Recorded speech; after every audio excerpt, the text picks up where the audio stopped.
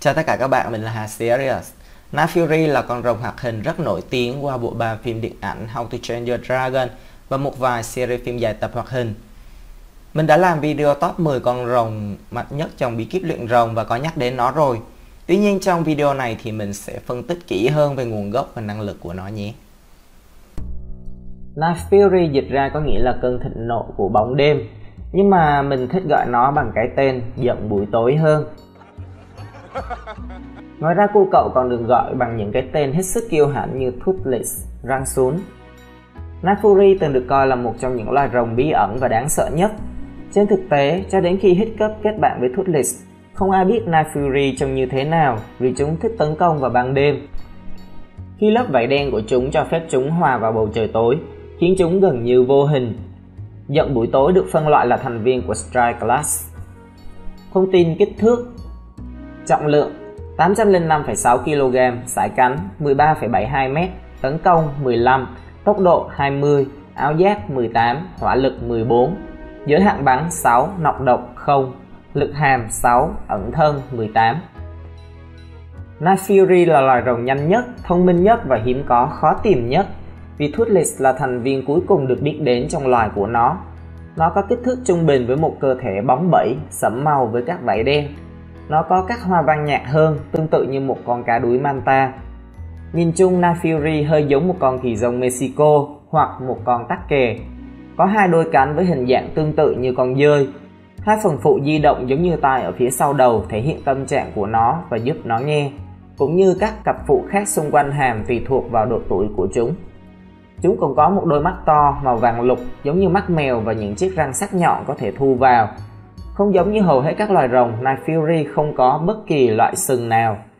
Điều này cũng chứng tỏ các con Night Fury cực kỳ chung thủy với nhau. Sải cánh của Night Fury dài 13,72 m, khiến nó giống như một loại máy bay phản lực. Điều này cho phép nó bay nhanh hơn bất kỳ loài rồng nào khác. Nó sử dụng vây đuôi trên đuôi để giúp lái và điều động, tương tự như bánh lái máy bay. Tuy nhiên, Night Fury sẽ không thể bay nếu một trong các vây này bị mất hoặc bị phá hủy. Điều này cho thấy chúng cũng được sử dụng để giữ thăng bằng khi bay. Các khả năng đặc biệt: hỏa lực. Night Fury có thể bắn ra những ngọn lửa màu tím, bao gồm khí oxy acetylene ion hóa, bom plasma phát nổ trực tiếp khi va chạm, đôi khi cũng phát nổ trong không trung ở độ cao lớn hơn do thiếu khí oxy. Night Fury có thể bắn ở các cấp độ sức mạnh khác nhau. Ví dụ nó có thể bắn ra những vụ nổ chấn động có thể khiến người ta ngã xuống đất, đồng thời có thể phá hủy toàn bộ chiến trường bằng những vụ nổ mạnh hơn. Vụ nổ của nó khi bắn vào bên trong bụng đã khiến con cái chết đỏ phải đi bán muối.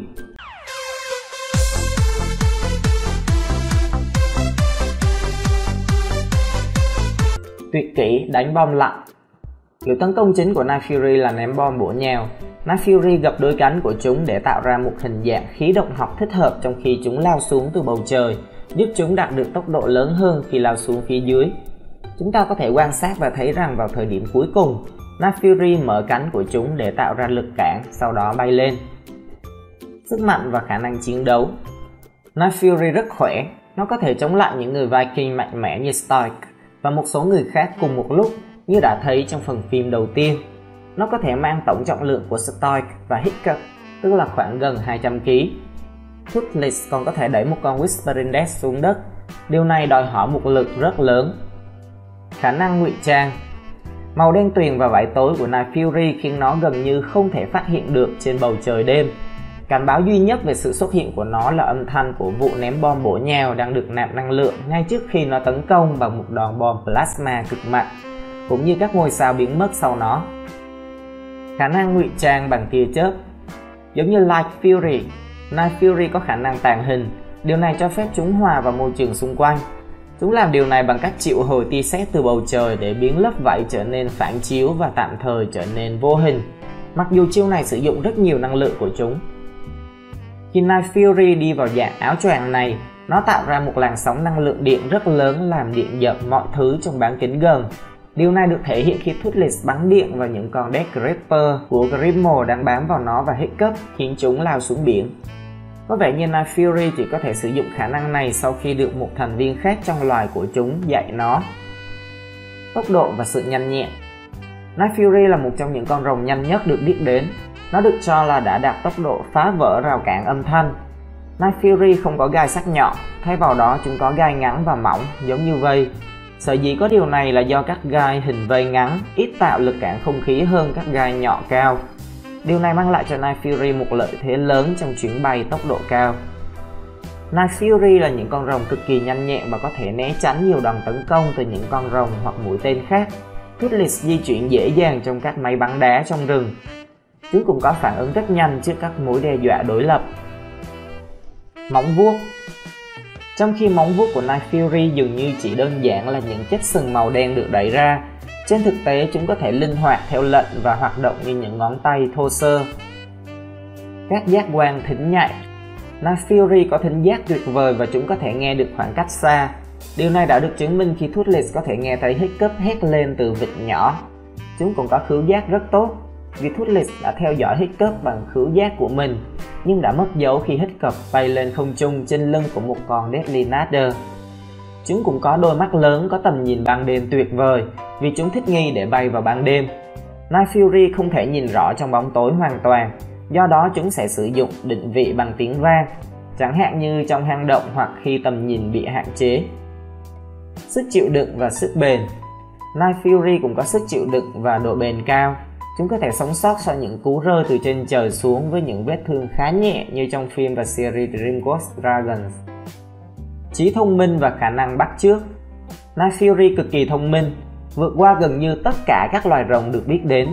Rắn sún gần như có thể hiểu được tất cả những gì mà nó nghe được. Nó có thể hiểu các tín hiệu bằng lời nói và các dấu hiệu không lời, như được giới thiệu trong tập Twinsanity. Night Fury thể hiện mức độ nhận thức cao về tình cảm và cảm xúc của cả con người và những con rồng khác. Toothless có thể cảm nhận được cảm xúc bằng cách thu nhận các tín hiệu bằng miệng và hành vi, sau đó hành động tương ứng để đáp lại chúng. Night Fury cũng là một trong số ít những con rồng cố gắng thể hiện sự sáng tạo. Trong bộ phim đầu tiên, Toothless đã cố gắng vẽ Hiccup sau khi thấy cậu ta vẽ. Khả năng định vị. Toothless thể hiện khả năng sử dụng định vị bằng tiếng vang. Khi Night Fury ở những vị trí mà tầm nhìn của chúng bị hạn chế, khó bay, chúng có thể sử dụng một tín hiệu đặc biệt. Tín hiệu này mang hình dạng của sóng âm thanh màu tím, phát ra từ tất cả các vật thể và chướng ngại vật gần đó và cho phép con rồng tránh chúng ngay cả khi đang bay.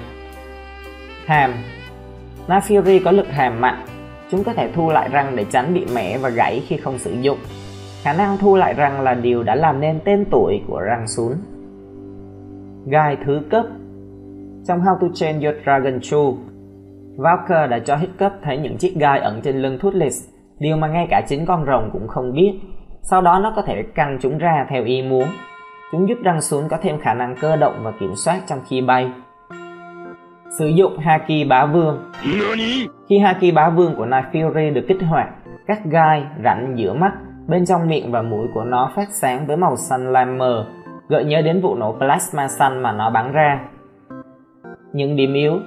Night Fury có rất ít điểm yếu, điều này khiến chúng rất khó bị đánh bại.